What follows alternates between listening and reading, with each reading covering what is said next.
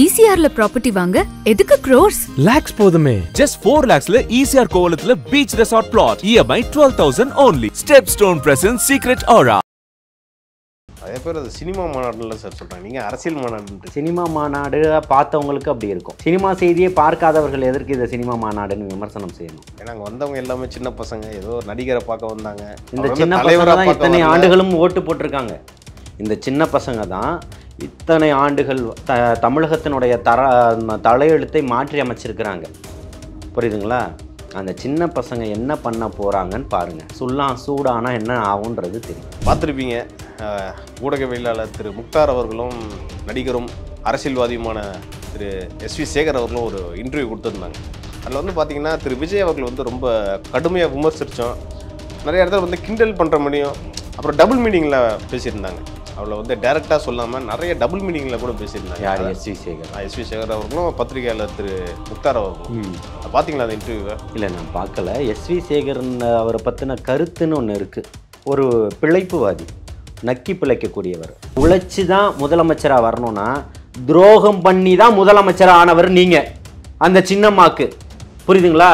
யார் உங்களுக்கு அடையாளம் காணப்பட்டு உங்களை அடையாளப்படுத்தி உங்களை கட்சிக்குள்ளே கொண்டு வந்தார்களோ அவர்களே வெளியில் தூக்கி போட்டவர் நீங்கள் உழைப்பையும் வியர்வை சிந்தனதை பற்றி நீங்கள் பேசுறதுக்கு உங்களுக்கு என்ன தகுதி இருக்குன்னு கேட்குறேன். சரி சார், அது ஒரு பாட்டு சார். நான் அதுக்கு முன்னாடி நடந்ததை சொல்கிறேன். சொல்லுங்க. இன்னைக்கு கட்சியில் அதுக்கு முன்னாடி ஒரு MP இருந்திருக்காரு, மந்திரியா இருந்திருக்காரு, MLA இருந்திருக்காரு, கிளை கழகத்திலேருந்து வந்திருக்காரு. அந்த மாதிரி திரு விஜய் அவர்கள் என்ன பண்ணார்? கிட்டத்தட்ட 60 லட்சம் ரூபாய் செலவு பண்ணி ஒரு பம்பிங் ஸ்டேஷனை உருவாக்கி யாரும் அந்த மாதிரி ஒரு சூழ்நிலையை சந்திச்சிடக்கூடாதுன்றதுக்காக எல்லாத்தையுமே தண்ணி ஒவ்வொரு இடத்துலையுமே 4 பாயிண்ட் வச்சு தண்ணி கொடுத்துக்கிட்டு இருக்கிறாங்க. ஆனால் உங்களுடைய நோக்கம் என்னவா இருக்குது? உங்களுடைய நோக்கம் என்னவா இருக்குது? இதை போய் விமர்சனம் பண்ணணும், பிளப்பு நடத்தணும், அதை வச்சு பொழைக்கணும், சம்பாதிக்கணும், சோறு திங்கணும்னு இருக்கீங்க. அப்போ வேற எப்படி இருப்பீங்க? அங்கிள்னு சொன்னதில் என்ன தவறு? அதை சொல்லுங்கள். உதயநிதியை யார் அங்கிள்னு கூப்பிடலையா? விஜய் அவர்கள் தாத்தான்னு கூப்பிடலையா? விஜய் அவர்கள் சங்கீதா மேடையில பேசுறாங்கல்ல, நான் அங்கிள். அவங்க எந்த கட்சியில இருக்காங்களா சார்? எந்த கட்சிக்கு தலைவரா சார் அவங்க? யாரு? ஏன் கூப்பிட்டு பேசுறீங்க? சங்கீதா அவர்கள் ஏன் கூப்பிட்டு பேச விட்டீங்க? அது ஒரு பாராட்டு விழா சார், முதல்வருக்கு ஒரு பாராட்டு விழா. பாராட்டுற அளவுக்கு சங்கீதா மிகப்பெரிய தேசத்தினுடைய வீரமங்கையா?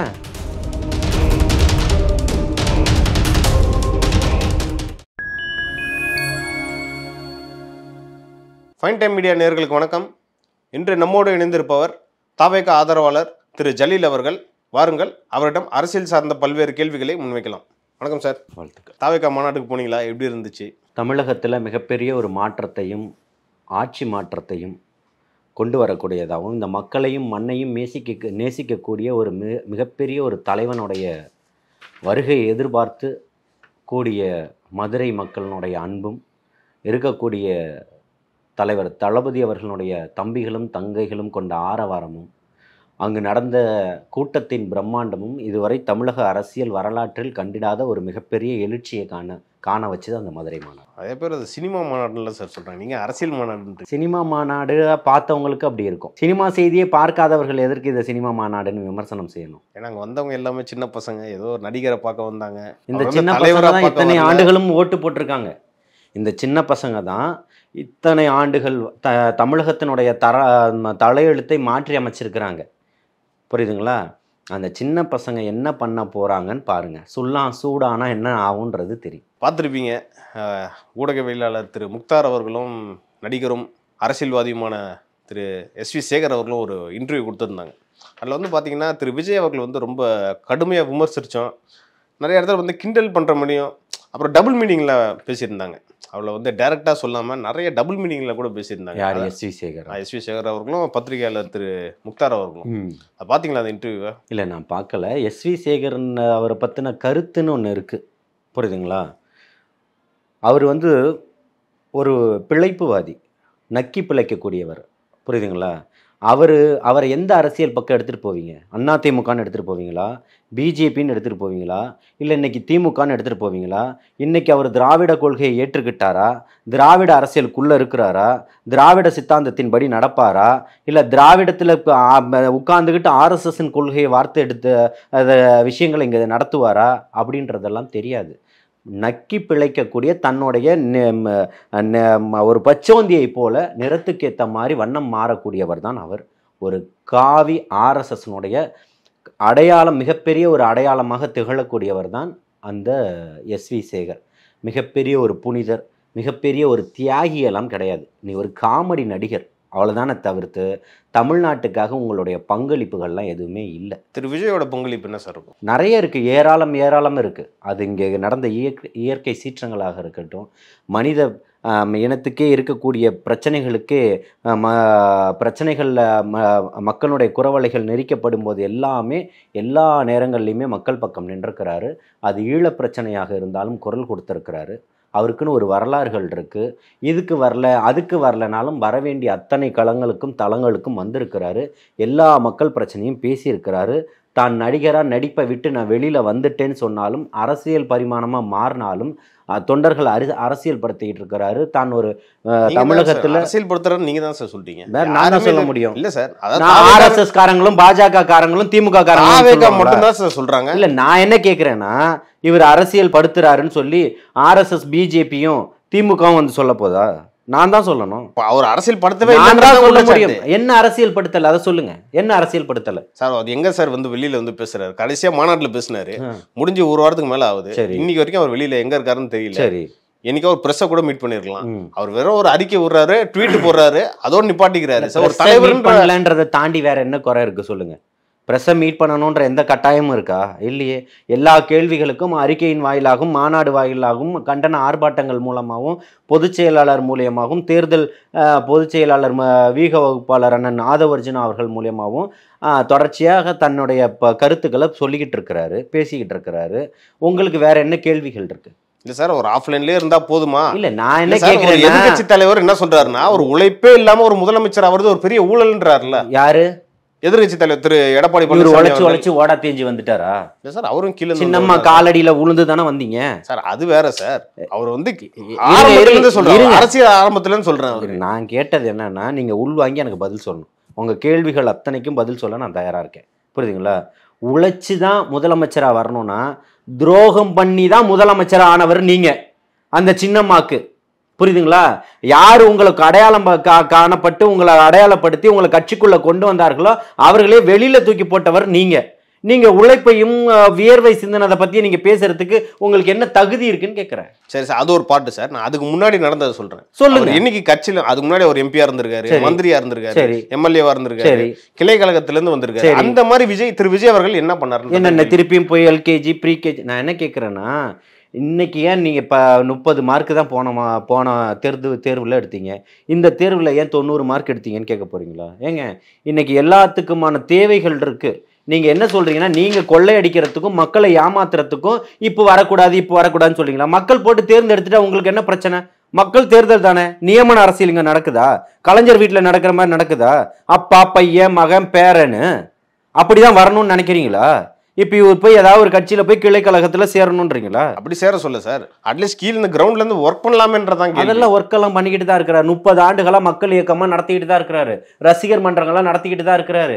எந்த அரசியல் கட்சி சார்ந்து திமுக கட்சி சார்ந்த நிதியில சோறு போட்டிருக்கோம், அரசாங்க பணத்துல 1000 திட்டங்கள் போட்டிருக்கோம். அவங்க சொந்த காசுல என்ன பண்ணீங்க சொல்லுங்க. இதான் சார் திரு எஸ்வி சேகர் அவர்களும் முக்தாரும் அவங்க பேட்டியில வந்து பேசிட்டு இருக்காங்க. என்ன பேசுறாங்க? இவங்க வந்து எந்த ஒரு உழைப்பும் பண்ணல, அவர் வந்து ஒரு ஃபேம்ல வச்சுக்கிட்டு இவர் வந்து நாளைக்கு முதல்வர் ஆகலான்ற மாதிரி கனவுல ஆயிட்டு போறாரு. உங்களுக்கு என்ன பிரச்சனை? யாரு முக்தார் அவர்களும்? நான் என்ன கேட்கிறேன், முக்தாரு ஓட்டு போட வேண்டாம், எஸ்வி சேகர் ஓட்டு போட வேண்டாம். இவங்க 2 பேரும் ஓட்டு போடலாம். ஒரு மாநாட்டிலயும் அவர் வந்து தாவேக தொண்டர்கள் வந்து தாக்குனதா வரும் சொல்லியிருக்காங்க. இல்ல, நல்லா புரிஞ்சுக்கணும். தாக்குதலா சொன்னப்பட்டாதான் வெளியில அனுப்புனதா சொல்லப்படுது. இல்லாத பொய்யும் புரட்டையும் சொல்லக்கூடியதான் முக்தாரனுடைய வேலை. ஒருமையில பேசுவாப்ல. புரியுதுங்களா? அதுக்காக அவர் பேசுறதை இருக்கிறவனை எல்லாம் வாடா போடா இப்படி பேசுறது தான் அவருடைய ஒரு அணுகுமுறையா இருக்கும். அவரை பத்திரிகையாளர் பேசினா கூட தாவேக தொண்டர்கள் சொல்ற கேட்டுக்கங்க. ரொம்ப கண்ணியமான முறையில பொய்யையும் புரட்டையும் சொல்லக்கூடிய முக்தாரை வெளியே போன்னு தான் கோஷத்தோட தான் அனுப்பியிருக்காங்க. காணொலிகள் அத்தனையும் இருக்கு, நீங்க பாத்துக்கலாம். புரியுதுங்களா? அங்க ஒருத்தரை கேட்கிறாரு, இங்க தண்ணி வரலையா? ஆமா, தண்ணி வரல. அங்க தண்ணி வருதுன்ற. இல்ல, இங்க வருதா? எங்க வந்தா உனக்கு என்ன பிரச்சனை? கிட்டத்தட்ட 60 லட்சம் ரூபாய் செலவு பண்ணி ஒரு பம்பிங் ஸ்டேஷனை உருவாக்கி யாரும் அந்த மாதிரி ஒரு சூழ்நிலையை சந்திச்சிடக்கூடாதுன்றதுக்காக எல்லாத்தையுமே தண்ணி வந்து ஒவ்வொரு இடத்துலையுமே 4 பாயிண்ட் வச்சு தண்ணி கொடுத்துக்கிட்டு இருக்கிறாங்க. ஆனால் உங்களுடைய நோக்கம் என்னவா இருக்குது? உங்களுடைய நோக்கம் என்னவா இருக்குது? இதை போய் விமர்சனம் பண்ணணும், பிளப்பு நடத்தணும், அதை வச்சு பொழைக்கணும், சம்பாதிக்கணும், சோறு திங்கணும்னு இருக்கீங்க. அப்போ வேற எப்படி இருப்பீங்க? திரு விஜயோட தனிப்பட்ட வாழ்க்கையை பற்றி அவங்க பேசுகிறாங்க. யாரு? இவங்க 2 பேரும். ஸ்டாலினோட தனிப்பட்ட வாழ்க்கையை பற்றி பேச சொல்லுங்க, மோடியினுடைய தனிப்பட்ட வாழ்க்கையை பற்றி பேச சொல்லுங்க, எடப்பாடியினுடைய தனிப்பட்ட வாழ்க்கையை பற்றி பேச சொல்லுங்க, உதயநிதியினுடைய தனிப்பட்ட வாழ்க்கையை பற்றி பேச சொல்லுங்க, கலைஞர் கருணாநிதி அவர்களுடைய தனிப்பட்ட வாழ்க்கையை பற்றி பேச சொல்லுங்க, சீமான் அவர்களுடைய தனிப்பட்ட வாழ்க்கையை பற்றி பேச சொல்லுங்க. அது ஏன் பேசணுன்றது இருக்குல்ல சார்? எதுக்கு? அதான் கேட்குறேன். எதுக்கு நீ பொழப்பு நடத்துறதுக்கு நீங்கள் பேசுறீங்களான்னு கேட்குறேன். இதெல்லாம் ரொம்ப சில்லித்தனமான ஒரு வேலையா இல்லையா? கொஸ்டின்ஸா இல்லையா? இதெல்லாம் உங்களுடைய இந்த மக்களையும் மண்ணையும் நேசிக்கக்கூடியவர் என்ன உன் வீட்டில் நீ திங்கும் போது சோத்தில் மண்ணள்ளி போட்டாரா? என்ன சொல்ல போறீங்க? முக்தார் இன்னைக்கு திமுகவுக்கு ஜால்ரா அடிச்சுக்கிட்டு இருக்கிறாரு, இஸ்லாமியராக இருந்துக்கிட்டு. இன்னைக்கு ஒட்டுமொத்த இஸ்லாமிய சமூகமுமே அந்த திமுகவை நம்பி தானே ஏமாந்து போயிருக்கு. அதை நினச்சி வீடியோ போடுவாரா? அது எப்படி சார் சொல்லுவீங்க? ஏமாந்து போயிட்டாங்க. ஆமாம், வேற என்ன சொல்லுவீங்க? இந்த நடந்த நாடாளுமன்ற தேர்தலில் எத்தனை சீட்டு கொடுத்துட்டீங்க? போன எம்எல்ஏ தேர்தலில் எத்தனை சீட்டு கொடுத்துட்டீங்க? இன்றைக்கும் கூட்டணியில் இருக்கக்கூடிய மனிதநேய மக்கள் கட்சி மதுரையில் மாநாடு போடுறாங்களே, எங்களுக்கு பிரதித்துவம் கொடுங்கன்னு வாய் திறந்து கேட்கறதுக்கு அதிகாரம் இல்லை. இன்றைக்கும் திமுகவினுடைய எம்எல்ஏக்களாக தான் வச்சுருக்கீங்க. விடுதலை சிறுத்தைகள் போன்றோ அல்லது மதிமுக போன்றோ சுயேட்சை சின்னத்தில் நின்று ஜெயிக்க விடலை. அப்போ உங்களுடைய அதிகாரம் என்ன சொல்ல வருது? அப்போ நீங்கள் பாயசவாதிகளாக பாசிசவாதிகளாக தான் இருக்கிறீங்க. அதை தான் சொல்கிறாரு தலைவர் தளபதி அவர்கள். நாளைக்கு திரு விஜய் வந்தால் வந்து இஸ்லாமியர்களுக்கோ இல்லை கிறிஸ்தவர்களுக்கோ பொதுவான அடையாளத்தை கொடுத்துருவாரு. நிச்சயமாக கொடுப்பாரு, கொடுத்துக்கிட்டு இருக்கிறார். கட்சியில் எந்த அளவுக்கு சார்? கட்சியிலே தேர்தல் நடக்கலையே சார். நிர்வாகிகள் பொறுப்பாளர்களை தேர்ந்தெடுக்கிறதுக்கு அவங்கள நேரடியாக தானே நியமிச்சிருக்காங்க. அங்கேயே ஒரு ஜனநாயகம் இல்லையே சார் கட்சி. வேற எப்படி நடத்தணும்னு நினைக்கிறீங்க? இல்லை, எனக்கு புரியலையே. இல்லை சார், ஒரு கட்சியில் உங்களுடைய கட்டமைப்புக்கு வரேன். யார் தேர்தலில் யார் ஓட்டு போடுவா? யார் ஓட்டு? கட்சியில் ஆளே இல்லையா சார்? அப்போ நான் கேட்டது என்னன்னா, ஆள் இல்லாமல் கட்சி எலெக்ஷன் நடக்குமா? ஒரு தேர்வு குழு இருக்கணும், தேர்தல் பொதுக்குழு இருக்கணும், செயற்குழு இருக்கணும், இதெல்லாம் இருக்கணும்ல. இதெல்லாம் இருக்கணுமா இல்லையா? தன்னை ஒரு ஜனநாயகவாதியாக திரு விஜய் அவர்கள் காட்டிக்கிறாரு. அதுதான் சொல்றேன், ஜனநாயகவாதியினுடைய விஷயங்களை தான் நான் முன்னிறுத்துறேன், எடுத்துரைக்கிறேன். அதெல்லாம் இருக்கணும்ல, அந்த கட்டமைப்புகள் இருக்கணும்ல. அந்த கட்டமைப்பின் படி தான் இங்க நடக்குது. கம்யூனிஸ்ட்லயே தேர்ந்து தான் எடுத்துக்கிட்டு இருக்கிறாங்க மாநில செயலாளர்களை. பொதுக்குழு உறுப்பினரும் செயற்குழு உறுப்பினர்களையும் நீங்க எப்படி தேர்வு செய்வீங்க? எல்லாத்தையுமே நீங்க தேர்தல் நடத்தி பண்ண முடியாது. இனி வரக்கூடிய காலங்களில் நீங்க சொல்லுங்க, அது பொருந்தும். இப்போ ஒரு ஸ்ட்ரக்சரை மட்டும்தான் உருவாக்க முடியும். இவங்க தான் மாவட்ட செயலாளர்கள், எல்லா மாவட்ட செயலாளரும் சேர்ந்து தான் அன்னைக்கு சசிகலா அம்மையாரை தேர்ந்தெடுத்தாங்க. அப்புறம் எங்கே போச்சு?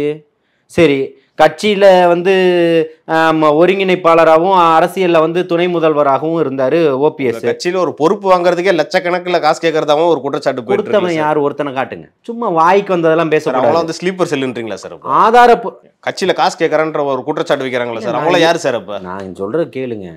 கொடுத்தவனை சொல்லுங்க, காசு கொடுத்து தான் பதவி வாங்கினன்றதை சொல்லுங்க. இல்லை இவங்க கேட்டாங்க, இங்க பாருங்க இந்த காசை நான் கொடுத்துருக்கேன்னு சொல்லுங்க. சும்மா வந்ததுக்கு போனதுக்கெல்லாம் நம்ம சொல்லணும்ன்றது சார். அந்த குற்றச்சாட்டு தான் சார் வருது. இந்த மாதிரி குற்றச்சாட்டு புது கட்சி புது மாற்றத்தை சொல்ற ஒரு கட்சியில போய் இணையலான்னு ஒரு பதவி வாங்கலான்னு பார்த்தா அவங்களும் காசு கேட்கறாங்கன்னா திமுக அதிமுகக்கும் இதுக்கும் என்ன சார் வித்தியாசம்ன்ற மாதிரி கேள்வியும் இருக்கு. எந்த பதவியை வாங்குறதுக்கு வந்து நீங்க புதுசா வர கட்சிக்கு வந்துட்டீங்க, நீங்க எங்க இருந்து வந்தீங்க, எப்படி வந்தீங்க? வந்த உடனே பதவி வாங்கிடுவீங்களா? இது என்ன கோட்பாடு? இது ஜனநாயகமா? இப்போ நீங்க சொல்லுங்க. நீங்க இதுக்கு முன்னாடி கேள்வி அதானே முன்னிறுத்தினீங்க. வந்த உடனே புது கட்சி நல்லா பண்றாங்க, நம்ம போய் புது கட்சி நல்லா பண்ணாங்கன்னா உடனே நீங்க பதவி வாங்கிப்பீங்களா? இது என்ன ஜனநாயக அரசியல்? ஏற்கனவே இருந்தவங்க தானே சார் சொல்றாங்க. ஏற்கனவே இருந்தவங்களுக்கு தான் போட்டி. இப்போ ஒவ்வொன்றா பேசுவோம். சென்னை எடுத்துப்போம், மதுரை எடுத்துப்போம், கோவை எடுத்துப்போம், திருச்சி எடுத்துப்போம், எல்லா இந்த பக்கம் கிருஷ்ணகிரி எடுத்துப்போம், வேலூர் எடுத்துப்போம், எல்லா மாவட்டங்களையும் பேசுவோம். காஞ்சி மாவட்டத்தை எடுத்துப்போம், எல்லா மாவட்டங்களையும் எடுத்து பேசுவோம். தென் மாவட்டங்கள் எல்லா மாவட்டங்களையும் எடுத்து பேசுவோம். எந்த மாவட்டத்தில் உழைக்காத ஒருத்தனுக்கு பதவி கொடுத்துருக்குறாங்க, இல்லை உழைத்த ஒருத்தனை நிராகரிச்சிருக்காங்க சொல்லுங்க. அப்போ இந்த 1.5 வருஷத்துல கட்சி ஆரம்பிச்சு ஏன் சார் உங்க கட்சியில இருந்து நிறைய பேர் திமுகவோ அதிமுகவோ போய் சேரணும்? திமுக, அண்ணா திமுக, பிஜேபி, சீமான் கட்சியில இருந்து இந்த பக்கம் வந்து சேர்ந்ததெல்லாம் பார்த்தீங்களா? பிடிச்சிங்க சேருவீங்க, பிடிக்கலன்னா வெளியில போவீங்க. இது ஒரு பெரிய விஷயமான்னு கேட்குறேன். மாநாடுல கூட்டம் எதுவும் குறைஞ்சிருச்சா?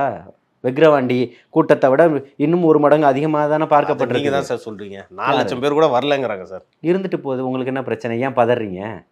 மாநாடு முடிஞ்ச மறுநாள் காலையில் 10 மணிக்கு ஊடகவியலாளர்கள் எல்லாத்தையும் கூப்பிட்டு உடனே உதயநிதி மீட்டிங் போடுறாரு. என்ன கேள்வி, எப்படி அடிக்கணும், பேசணும், கொல்லணும்னு சொல்லி. ஆனால் அவர்கிட்ட கேட்கும்போது சினிமா செய்திகள்லாம் நான் பார்க்குறது இல்லைன்றாரு. பழைய டயலாக்கு. ஆனால் விலை போலன்னு வச்சுக்கோங்க. ஆனால் சொல்லிட்டு கடந்து போகிறீங்க.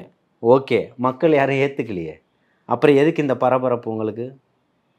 ஏன் இந்த பதட்டம்? ஏன் இந்த பிபி அதிகரிக்குது? ஏன் உங்கள் தூக்கத்தை கலைச்சி விட்டுட்டாரு தளபதின்றதுனாலயா? தூக்கத்தை கலைச்சிட்டாருன்னு நீங்க தான் சார் சொல்றீங்க. ஆமாம், நாங்கள் தான் சொல்ல சார், முடியும். ஒரு வேற வாரமா யாரும் ஆப்ரேட்ல இருக்காரு சார். எங்க சார் அவரு வெளியில எங்க சார் போனாரு? அவரு ஷூட்டிங்கும் முடிஞ்சிருச்சுன்றாங்க. திரு விஜய் அவர்கள் எங்க இருக்காரு? ஏன்னா எலெக்ஷனுக்கு இன்னும் 6 மாசம் தான் இருக்கு. உங்களுக்கு தினந்தோறும் அப்டேட் தரணுமா? காலையில் எழுந்துட்டார், காஃபி சாப்பிட்டார், அலுவலகம் சென்று விட்டார், மதியம் உணவு குறைந்தது ஒரு அரசியல் உங்க ஆபீஸ் வந்து பனையூர்ல இருக்கு. திரு விஜய் அங்கேயாச்சும் போயிட்டு கள நிலவரம் என்ன, தேர்தல் வேலை எப்படி நடக்குது, கட்சி வேலைகள் எப்படி நடக்குதுன்னு கேட்கலாம்ல சார். நான் என்ன கேட்குறேன்னா, ஏற்கனவே சட்டமன்றத்தில் ஜெயிச்சுமே இந்த அம்மையார் இறந்த முன்னாள் முதல்வர் செல்வி ஜெயலலிதா அவர்களும் கலைஞர் கருணாநிதி அவர்களுமே எதிர்க்கட்சி தலைவராக இருந்தும் கூட அவங்க எல்லாமே சட்டமன்றத்துக்கே போகலை. ஞாபகம் இருக்கா? கடந்த கால அரசியல் ஜெயிச்சுமே அப்படிதான் திரு விஜய் இருக்க போறாரு. இருந்தாங்க, தெரியுமான்னு கேட்குறேன். சட்டமன்றத்துக்கே போகலை. நீங்கள் அவருடைய அலுவலகத்துக்கு அவருக்கு எப்போ போகணுன்றது தெரியும். அவருடைய பணிகள் ஏதாவது பாதிக்கப்பட்டு உங்ககிட்ட நின்றுச்சா? அவரோட தனிப்பட்ட பணி இல்லை சார், இது மக்கள் பணியை தான் சொல்கிறேன். ஏதாவது பாதிக்கப்பட்டு உங்ககிட்ட சொல்லிட்டாங்களா? இந்த மாதிரி அவரை பார்க்க போனோம், இல்லை நீங்கள் அதை பற்றி பேசுங்க அவர்கிட்டன்னு சொல்லிட்டாங்களான்னு கேட்குறேன். எல்லாத்துக்குமே இருக்குது. தலைவர் தளபதி அவர்கள் அலுவலகத்துக்கு தான் இருக்கிறாரு. புரியுதுங்களா? பொதுச் செயலாளர் இங்கே பனையூர் அலுவலகத்தில் இருப்பார். எல்லோரும் பார்க்க வரக்கூடியவர்களுடைய எல்லா பிரச்சனைகளும், கட்சியில் இருக்கக்கூடிய எல்லா பிரச்சனைகளும் பேசுகிறாங்க, தீர்க்கப்படுது. இன்றைக்கி பிரச்சனைகள்லாம் சொல்கிறதுக்கு எதுவும் இல்லை. அடுத்த கட்ட நகர்வுகளுக்கு போயிட்டாங்க. அடுத்த கட்ட வேலைகள் சிம்பிளான கேள்வி சார். ஒரு தலைவரை கூட அணுக முடியலன்ற போது எந்த தலைவர் எப்படி வளரும்? எந்த தலைவரை அணுக முடியும்? திரு விஜய் அவர்களை யார் அணுக முடியல சார்? இந்த கேள்வி இருக்கு சார். இல்ல, நான் கேட்டதுக்கான பதில், அதாவது நிர்வாகிகளே திரு விஜய் அவர்களை எந்த நிர்வாகி அணுக முடியல சொல்லுங்க? இருக்கக்கூடிய 120-125 மாவட்ட செயலாளர்களுக்கும் ஃபோன் போட்டு தரேன். எந்த மாவட்ட செயலாளர் சொன்னாங்க உங்களுக்கு அணுக முடியலன்னு சொல்லுங்க? இல்லை தேர்தல் வகுப்பாளர் அண்ணன் ஆதவர்ஜன் அப்படி சொன்னாரா இங்கே போக முடியலன்னு? அண்ணன் சிடிஆர் நிர்மல்குமார் அவர்கள் சொன்னாரா? அண்ணன் டேவிட் செல்வன் அவர்கள் சொன்னாரா? கொள்கை பரப்பு செயலாளர் இவரு ராஜ்மோகன் சொன்னாரா பார்க்க முடியலன்னு? எவ்வளவு நியூஸ் வருது சார். நான் சொல்றேன் இல்லைங்க, நான் என்னோட கேள்வியை நீங்க உள்வாங்கலையே. தலைமைக்கு நெருங்கியா இருக்கிற அவங்க நிர்வாகிகளை தவற சொல்றேன் சார். அடுத்தது யார்? நான் திருப்பியும் என்ன நீங்க குழம்புறீங்கன்னு நினைக்கிறேன். நான் என்ன கேட்குறேன்னா, உங்களுடைய கேள்வியை நான் ஏத்துக்கிறேன். யாருன்னு சொல்லுங்க. மாவட்ட செயலாளர் பார்க்க முடியலன்னு சொன்னாங்களா? எந்த மாவட்ட செயலாளர் சொல்லுங்க, இப்பவே பேசிடுவோம். உங்கள் முன்னாடியே ஓப்பன் ஸ்பீக்கரில் பொதுச் செயலாளர்கிட்ட நானே பேசுகிறேன். அண்ணன் இந்த மாதிரி வந்திருக்காங்களாம், சந்திக்க முடியலையான்னு. இப்போவே ஒரு அப்பாயின்மெண்ட்டை வாங்கிடுவோம். இல்லாத தகவல்களை தயவு செஞ்சு பரப்பக்கூடாது. அப்போ இதெல்லாமே பொய் தகவலா சார்? ஆமாம், வேற இதுக்கு பேர் என்ன சொல்ல வரீங்க? நான் என்ன கேட்குறேன்னா, எந்த மாவட்ட செயலாளர் சொன்னார் சார்? இது நீங்க தான் சார் குழப்பிக்கிறீங்க. மாவட்ட செயலர் நான் சொல்ல சார். சரி, எந்த நிர்வாகி? ஒரு நிர்வாகி எந்த திரு விஜய் அவர்களை போய் சந்திங்க. ஏன்னா இந்த செய்தி ஏற்கனவே வந்துச்சு. ஒன்று சொல்லட்டுமா? நீங்கள் இந்த அலுவலகத்தில் ஒருத்தரை சந்திக்கணும்னா உங்களுடைய மேனேஜரை தான் சந்திக்க முடியும். அதுக்கடுத்தது தான் சிஇஓவுக்கு போகும். அதுக்கடுத்தது தான் எம்டி. இந்த அலுவலகத்தினுடைய கட்டமைப்பே அப்படி தான் இருக்கும். ஒரு கட்சியில் எல்லா மாணவராக பொதுச் செயலாளர் இருக்கிறாரு, அதை தாண்டி தான் தலைவர் இருக்கிறாரு முதன்மையாக. புரியுதுங்களா? நீங்கள் இங்கே இருக்கக்கூடிய எல்லா பிரச்சனைகளுக்கும் ஒருத்தருக்கும் ஒவ்வொரு மாவட்டத்துக்கும் பொறுப்பாளர் இருக்கிறாங்க. மாவட்டங்களை ஒன்றிணைச்சு மாநில பொறுப்பாளர்கள் இருக்காங்க. நல்லா புரிஞ்சுக்கணும். மண்டல வாரியாக பிரித்து மண்டல வாரியாக பொறுப்பாளர்கள் இருக்காங்க. மண்டல பொறுப்பாளர்களுக்கு பொதுச் செயலாளர் இருக்கிறார். பொதுச் செயலாளருக்கு தலைவர் தளபதி அவர்கள் இருக்கிறாங்க. இப்போ இங்கே ஒரு படிக்கட்டாக இருக்கா இல்லையா? இதில் எந்த படிக்கட்டில் குறாத சொல்லுங்கன்ற. அப்போ எனக்கு முன்னாடி யார் இருக்காங்களோ நான் அவங்கள தானே சந்திக்கணும். இப்போ ஒரு கிளை செயலாளர்னா நார்மலாக ஒரு கிளை செயலாளருடைய வேலை என்னன்னு கேட்டிங்கன்னா, அவர் வீட்டில் ஒரு விசேஷம் வந்தாலும் சரி, ஒரு பிரச்சனைனாலும் சரி, அரசியல் ரீதியான காரணங்களாக இருந்தாலும் சரி, அவர் யார்கிட்ட பேசணும்? பகுதி செயலாளர்கிட்ட தான் பேச முடியும். அதுதான் கட்டமைப்பு. அதுதான் உங்களுடைய பைலாவாகவே இருக்கும். எந்த கட்சியாக இருந்தாலும் அவர் தான் மாவட்டத்துக்கிட்ட கொண்டு போவார். அவர் நேராக இப்போ நம்ம பகுதி செயலாளர் பெரிய ஆள் தான் நம்ம அங்கே போய்டுன்னு போக மாட்டார். மாவட்டத்துக்கிட்ட தான் பேசணும். மாவட்டம் யார்கிட்ட பேசணுமோ அவர்கிட்ட தான் கொண்டு போய் அதை சேர்ப்பார். இது கட்டமைப்பு. புரியுதுங்களா?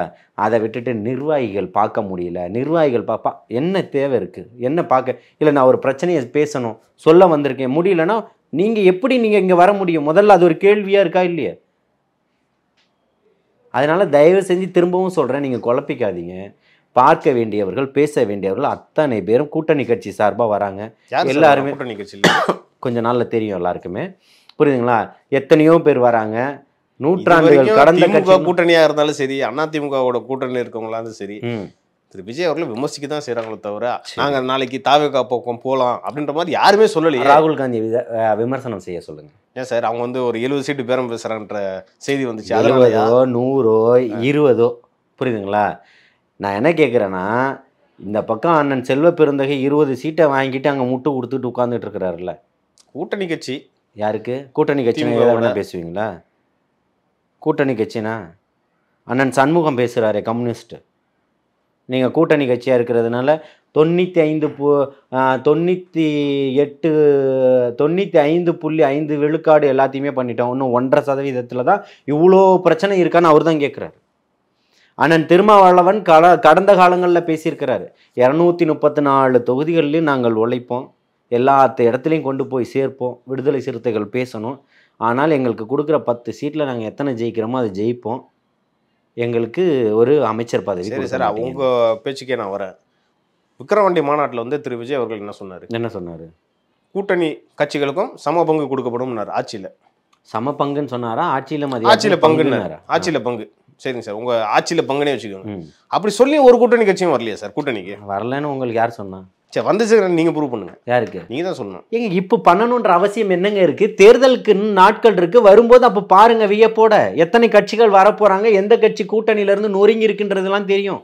இன்னைக்கு நாங்க பலமா இருக்கோம் கையை கோர்த்துக்கிட்டு மேடையில நிக்கிறோம், அதெல்லாம் காணாம போயிடுச்சு பாதி. நீங்க நினைச்சுக்கிட்டு இருக்கீங்களா? ஒரு விஷயம் புரிஞ்சுக்கங்க, யாரும் வருவார்கள்னு சொல்லி நோக்கத்தோடு ஆரம்பிக்கப்பட்டது அல்ல தமிழக வெற்றி கழகம். மக்களையும் மண்ணையும் நேசிக்கக்கூடியவர், மக்கள் மிகப்பெரிய இந்த ஆட்சி மாற்றம் வேணும் நினைக்கக்கூடியவர்களுக்கு மக்களுக்கு ஒரு வாய்ப்பாய் வந்திருக்கிறது தான் தமிழக வெற்றி கழகம். அதை முதல் புரிஞ்சுக்கணும். புரியுதுங்களா?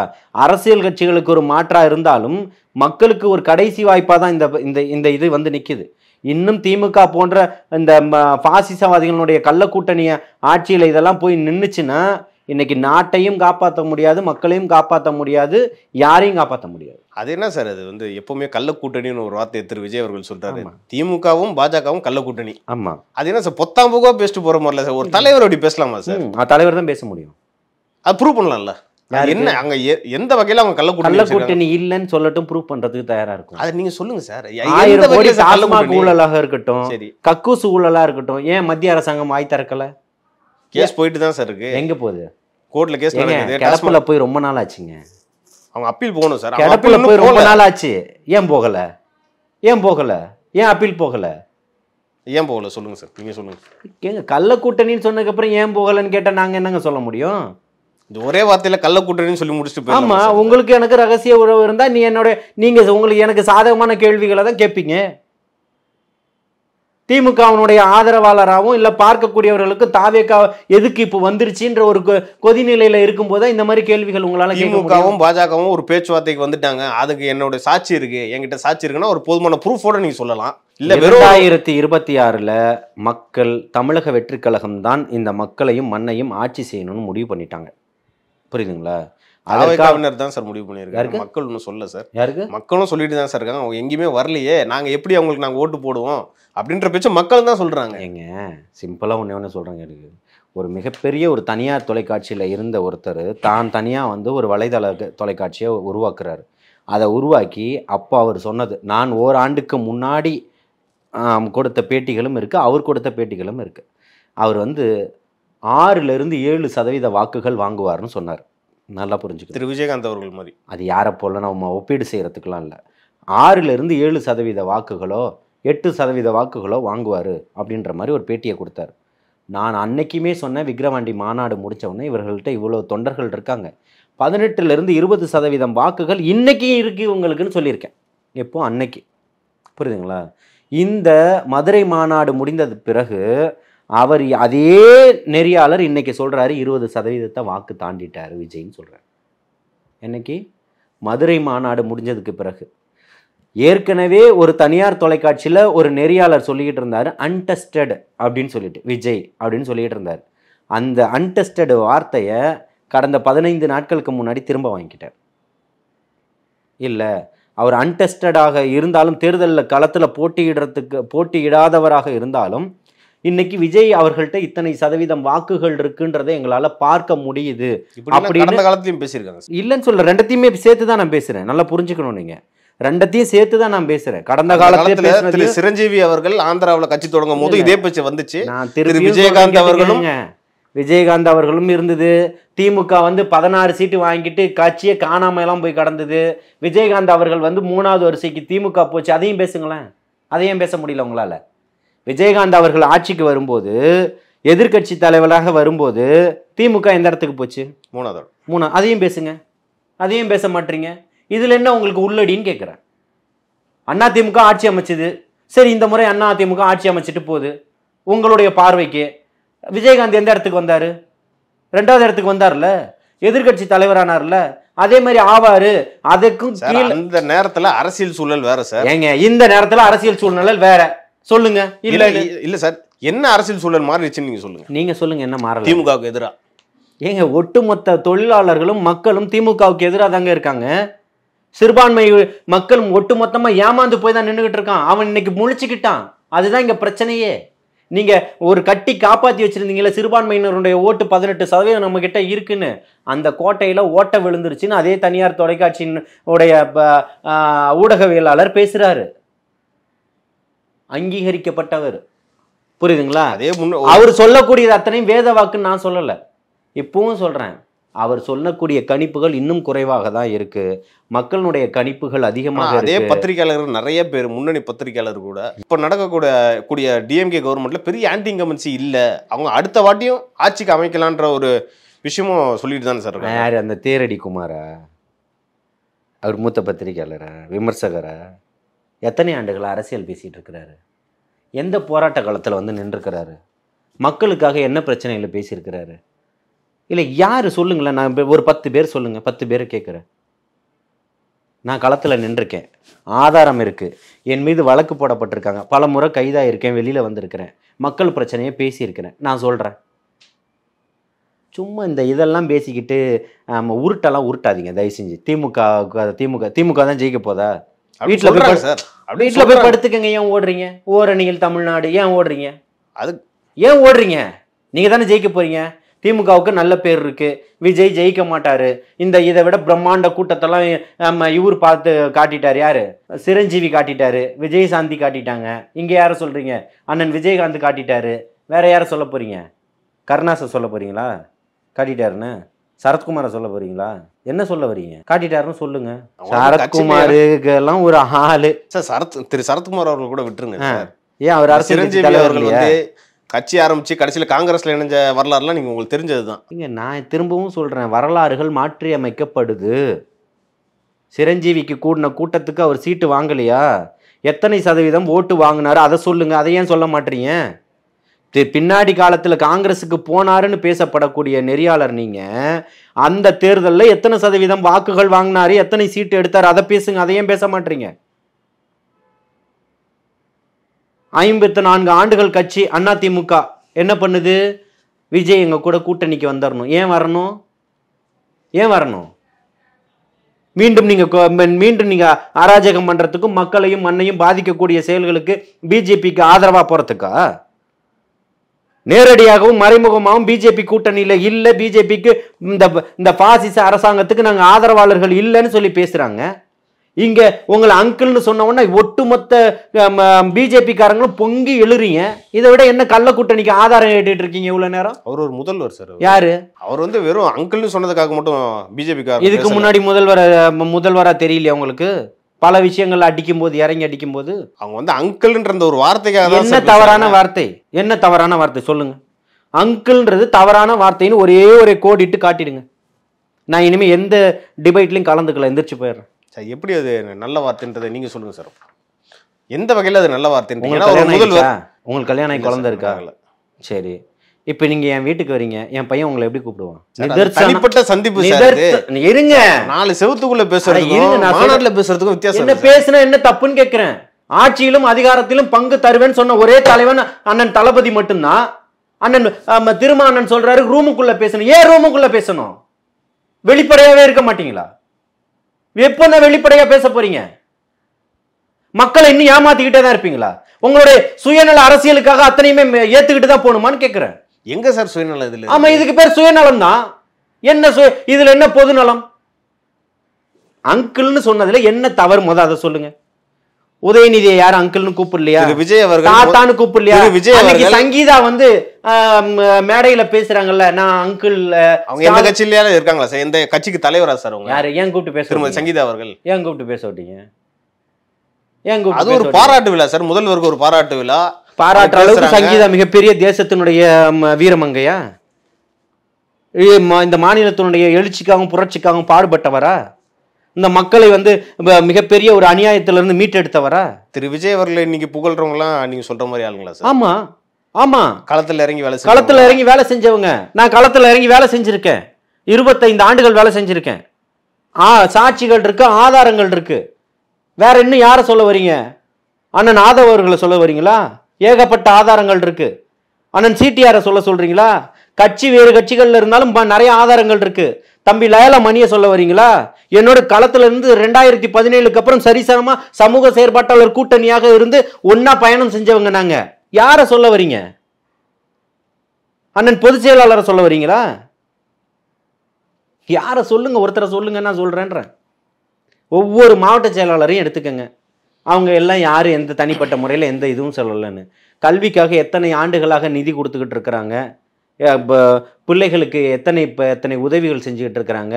எத்தனை நலத்திட்ட உதவிகள் செஞ்சுக்கிட்டு இருக்கிறாங்க. எவ்வளவு பேருக்கு ஆட்டோ இது வரைக்கும் வாங்கி கொடுத்துருக்குறாங்க. மீன் பிடிச்சி தரல, மீன் பிடிக்க சொல்லி கொடுத்துக்கிட்டு இருக்குது தமிழக வெற்றி கழகம். எந்த ஆட்சியிலும் இல்லை, அதிகாரத்திலையும் இல்லை. உங்களால் காசு போட்டு இருக்கக்கூடிய அம்மா உணவகத்தையே ஒழுங்காக நடத்த முடியல. ஆனால் ஊர்தோறும் விலையில்லா விருந்தகம் நடத்திக்கிட்டு இருக்கான். தளபதியை நேசிக்கிறதுனால, இந்த மக்களை நேசிக்கிறதுனால, பசியிலிருந்து பாதுகாக்கணுன்றதுனால. கற்கை நன்றே பிச்சை புகினும் கற்கை நன்றேன்னு அவை பாட்டி பாடினான். அதுக்கு எடுத்துக்காட்டா இன்னைக்கு தளபதி அவர்கள் நீங்கள் யார்ட்டையும் கையேந்திரக்கூடாது, பிச்சை எடுத்துடக்கூடாது, கல்வியை நீங்கள் கொடையா பார்க்கணும், கல்வி மிகப்பெரிய ஒரு ஆயுதம், பேராயுதம் சொல்லிட்டு அந்த அறிவாத ஆயுதத்தை தீட்டுறதுக்காக கல்விக்காக முன்னெடுக்கிறார். அவருடைய மகன் திரு சஞ்சய் அவர்கள் எப்படி இன்னைக்கு ஒரு இயக்குனர் ஆனாரு? அவருடைய இன்ஃப்ளூயன்ஸ், திரு விஜய் அவர்களோட இன்ஃப்ளூயன்ஸ் இல்லாம அவர் இவ்வளவு பெரிய இயக்குனர் ஆயிருவாரா? என்ன லைக்காவோட விஜய் அவர்கள் பேசினதுனாலதான் இன்னைக்கு அவர் அந்த ஸ்டாண்ட்ல இருக்காருன்ற மாதிரி சொல்றேன். இது வாரிசு அரசியல் இல்லையா சார்? இங்க பாருங்க, அரசியல்ல தான் வாரிசு இருக்கணுமா? சினிமாலையும் ஒரு இன்ஃப்ளூயன்ஸ் பண்றாரு. தனிப்பட்ட ஒரு நபரையும் மக்களை வைத்து ஆட்சி செய்யக்கூடியதையும் நீங்க ஒன்னா பார்க்கும்போது நீங்க எப்படி ஒரு நெறியாளரா இருக்க முடியும்? இது நான் சொல்லல. இல்ல, அவருக்கு அறிவு இல்லைன்னு தான் சொல்லிட்டேனே. அவருக்கு அறிவு இருக்கா? இது திரு முக்தார் அவர்களும் எஸ்வி சேகர் அவர்களும் பேசினது. ஏங்க, 2 பேருக்கு அறிவே கிடையாதுன்ற நீங்க அவர் 2 பேரையும் பத்தி பேசிட்டு இருக்கீங்க. என்ன அரசியல் அறிவு இருக்கு எஸ்வி சேகருக்கு? எந்த களத்துல நின்று, என்ன போராட்ட களத்துல நின்று போராடினாரு? மக்களுக்காக என்ன சிறை செஞ்சாரு சொல்லுங்க.